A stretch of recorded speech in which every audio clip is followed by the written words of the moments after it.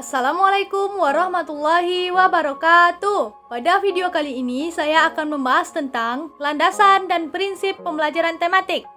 Terdapat 5 poin penting, yaitu: pertama, ciri-ciri pembelajaran tematik; kedua, prinsip-prinsip pembelajaran tematik; ketiga, kelebihan dan kelemahan pembelajaran tematik; keempat, implikasi pembelajaran tematik; dan yang kelima yaitu landasan pembelajaran tematik.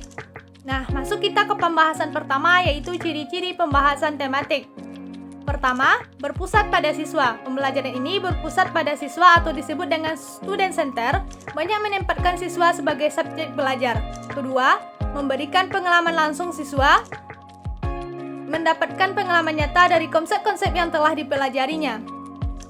Ketiga, pemisahan mata pelajaran tidak begitu jelas, menyajikan konsep dari berbagai mata pelajaran disajikan dalam satu tema tertentu.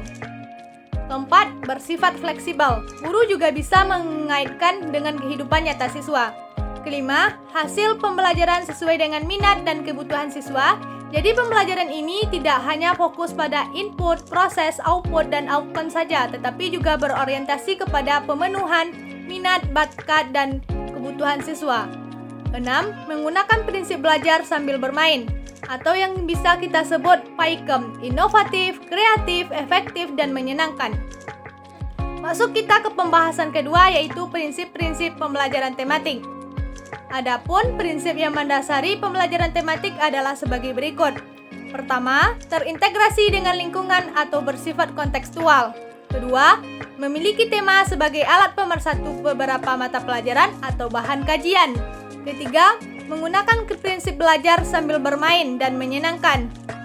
Keempat, pembelajaran memberikan pengalaman langsung yang bermakna bagi peserta didik. Kelima, menanamkan konsep dari berbagai mata pelajaran. Keenam, pemisahan atau pembedaan antara satu mata pelajaran dengan mata pelajaran lainnya sulit dilakukan. Keenam, pembelajaran dapat berkembang sesuai dengan kemampuan, kebutuhan, dan minat peserta didik. Ketujuh, pembelajaran bersifat fleksibel. Kedelapan, penggunaan variasi metode dalam pembelajaran. Masuk kita ke pembahasan ketiga, yaitu kelebihan dan kelemahan pembelajaran tematik.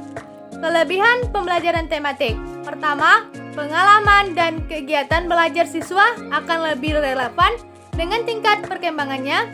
Kedua, kegiatan belajar dipilih sesuai dengan bakat dan kemampuan siswa. Ketiga, kegiatan belajar menjadi lebih bermakna. Keempat, dapat mengembangkan keterampilan berpikir siswa.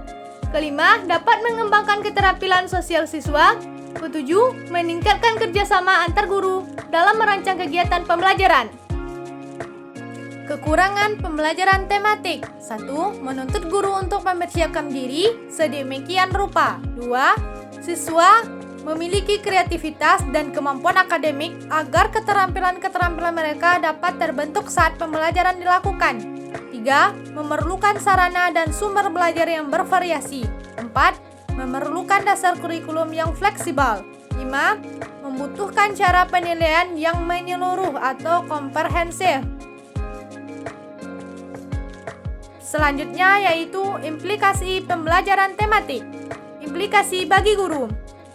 Memerlukan guru yang kreatif baik dalam menyiapkan kegiatan atau pengalaman belajar baik bagi anak. Mengaturnya agar pembelajaran menjadi lebih bermakna, menarik, menyenangkan, dan utuh. Implikasi bagi siswa. Siswa harus siap mengikuti kegiatan pembelajaran baik secara individual, pasangan, kelompok kecil, atau klasikal.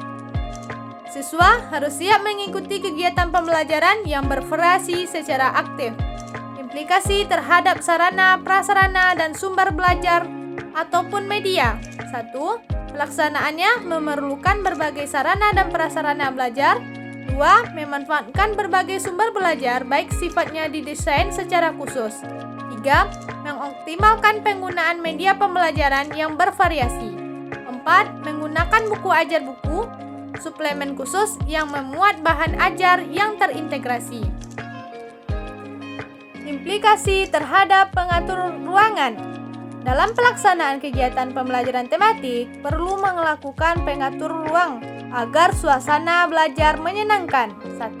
Peserta didik tidak selalu duduk di kursi tetapi dapat duduk di tikar. 2. Kedua, kegiatan bervariasi dan dapat dilaksanakan baik di dalam kelas maupun di luar kelas.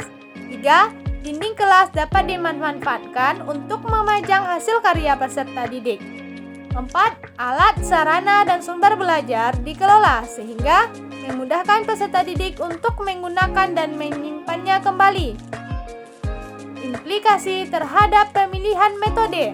Pemilihan metode sesuai dengan karakteristik pembelajaran tematik, maka dalam pembelajaran yang dilakukan perlu disiapkan bervariasi.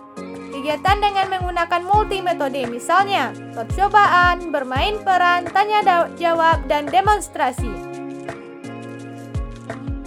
Yang kelima yaitu landasan pembelajaran tematik. 1. Landasan filosofis. Landasan filosofis dalam pembelajaran tematik sangat dipengaruhi oleh 3 aliran filsafat yaitu 1. Aliran progresivisme, memandang proses pembelajaran perlu ditekankan pada pembentukan kreativitas, memperhatikan pengalaman siswa. 2. Aliran konstruktivisme, melihat pengalaman langsung siswa sebagai kunci dalam pembelajaran. 3. Aliran humanisme, melihat siswa dari segi keunikan atau kekhasannya atau potensi dan motivasi yang dimilikinya. 3. Landasan psikologis. Landasan psikologis perkembangan peserta didik dan psikologi perkembangan belajar. Psikologi perkembangan diperlukan terutama dalam menentukan isi materi pembelajaran tematik yang diberikan kepada siswa agar tingkat keluasan sesuai dengan tahap perkembangan peserta didik.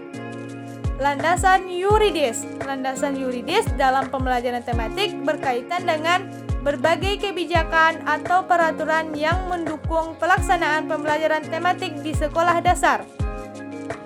Baiklah, sekian pembahasan tentang landasan dan prinsip pembelajaran tematik. Semoga apa yang sudah kita bahas dapat bermanfaat bagi kita semua. Saya sudahi dengan Assalamualaikum warahmatullahi wabarakatuh.